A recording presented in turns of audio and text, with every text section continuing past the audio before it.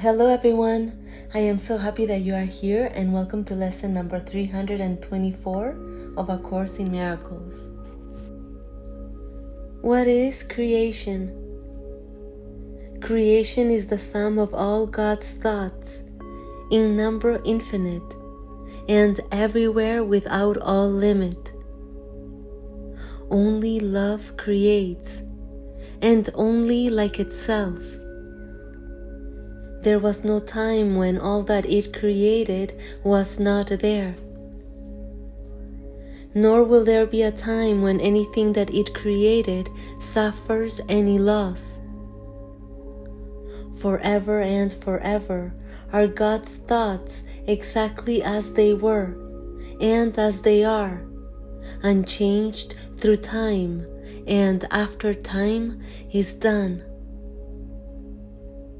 God's thoughts are given all the power that their own Creator has, for He would add to love by its extension. Thus, His Son shares in creation, and must therefore share in power to create. What God has willed to be forever one will still be one when time is over, and will not be changed throughout the course of time, remaining as it was before the thought of time began. Creation is the opposite of all illusions, for creation is the truth. Creation is the Holy Son of God, for in creation is His will complete in every aspect, making every part container of the whole. Its oneness is forever guaranteed, inviolate, forever held within His holy will, beyond all possibility of harm, of separation, imperfection, and of any spot upon its sinlessness. We are creation, we the sons of God. We seem to be discreet and unaware of our eternal unity with Him. Yet back of all our doubts, past all our fears, there still is certainty. For love remains with all its thoughts, its sureness being theirs. God's memory is in our holy minds, which know their oneness and their unity with their Creator. Let our function be only to let this memory return, only to let God's will be done on earth, only to be restored to sanity, and to be but as God created us. Our Father calls to us. We hear His voice, and we forgive creation in the name of its Creator, holiness itself, whose holiness His own creation shares, whose holiness is still a part of us. Lesson 324. I merely follow, for I would not lead. Father, You are the one who gave the plan for my salvation to me. You have set the way I am to go, the role to take, and every step in my appointed path. I cannot lose the way. I can't but choose to wander off a while and then return. Your loving voice will always call me back and guide my feet aright. My brothers all can follow in the way I lead them, yet I merely follow in the way to You, as You direct me and would have me go. So Let us follow one who knows the way. We need not tarry, and we cannot stray except an instant from his loving hand.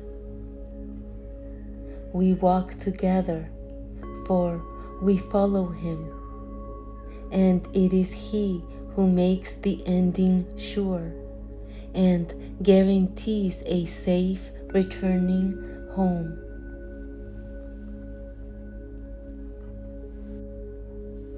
Okay, that is lesson number 324 of A Course in Miracles. I merely follow, for I would not lead. Yes, and in other words, right now I abandon all my time-bound concepts, opinions, paths, all my time-bound stories, all mind activity which keeps me seemingly occupied with thoughts of I and time, occupied with chasing, with always attaining an outcome in the future, or attaining to forget something from the past,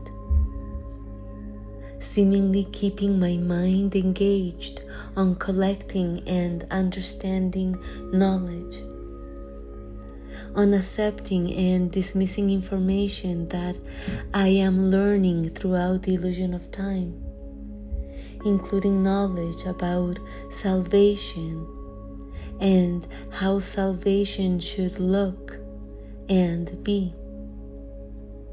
Because salvation leads to the eternal now, to the absence of the thinker, to the absence of I. That's why I am saved now. I am saved from the illusion of I right now, in the present moment, where I doesn't exist. That's why right now there is no body, mind to save. Because right now there is no reality to the individual mind, who thinks on its own accord, that thinks it is lost in and bound by time, that can experience salvation right now or ever.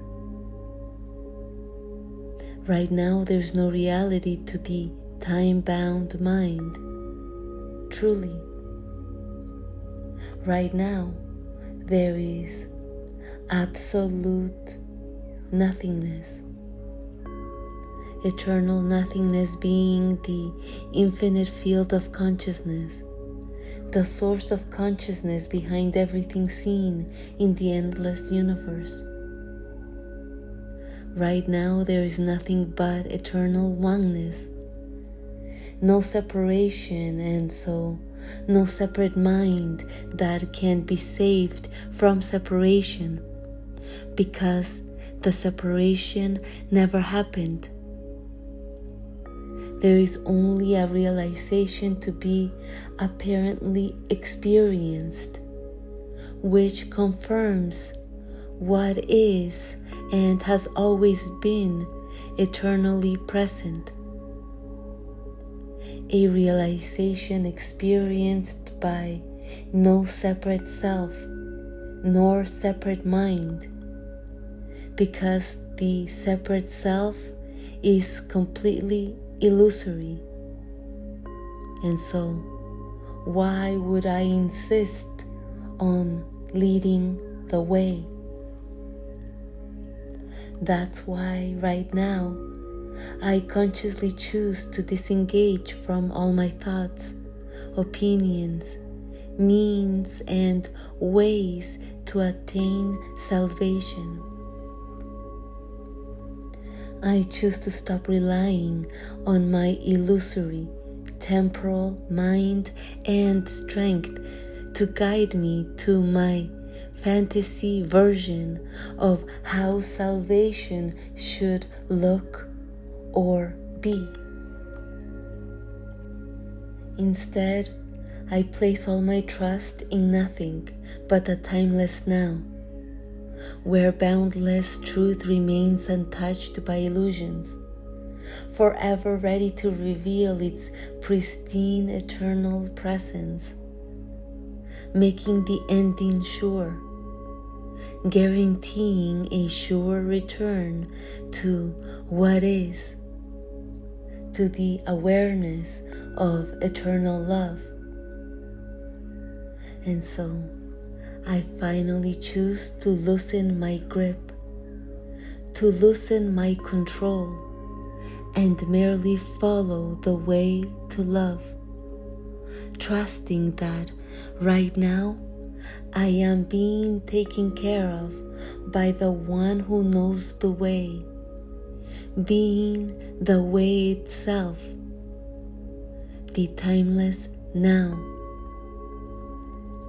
allowing the unseen power of love to prove itself by removing myself out of the way, making room for love to reveal itself as the only self. Because I have tried to rely on my own terms for salvation, using my own strategies as a means to attain peace, but they did not work. Actually, by maintaining control of the situation, I kind of made things worse, leading me nowhere but making me feel helpless as I built more walls, feeling hopeless, anxious, and exhausted. And sometimes that's exactly where we need to be in order to consciously choose to follow love's way and abandon our own. Often, this moment comes in desperation, in heartbreak, in grief, in moments of discomfort, in dark nights of the soul, or in a series of them. A bitter pill to initially swallow, but a sweet outcome when we come to see the full fruition of total surrender, of fully trusting a higher power rather than our own.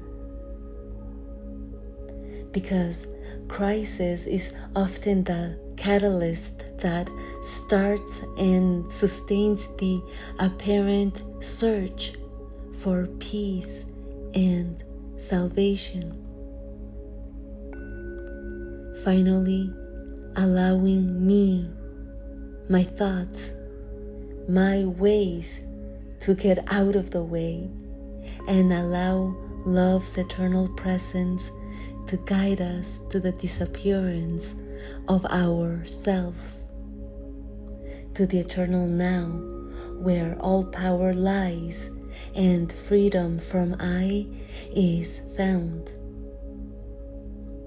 Trusting not ourselves, but the infinite stillness that sustains all life in the endless universe to lead us to peace of mind now. And love's way is certain, because love is not the one that's confused and overwhelmed, hopeless and uncertain, doubtful and unsure. We are. And so that's why right now I gladly allow the calm, assuring presence of peace and love to lead me to salvation right now, because I have tried my ways and failed. And how long can I continue to think that I know the way, or think that I have any control as a separate self? How long can I expect to continue to do things my way and end up with a different outcome? How long am I going to entertain thoughts about the play, the performers, what they did and didn't do?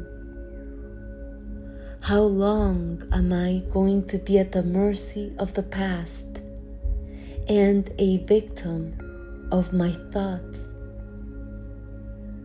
How long am I going to allow toxic thoughts to seemingly poison my mind, dictate my mood and energy field, seemingly jeopardizing the peace of the eternal now? How long until I become conscious of my unconscious habit to wander off in thoughts of I and time, until I surrender to eternal love, to the infinite now?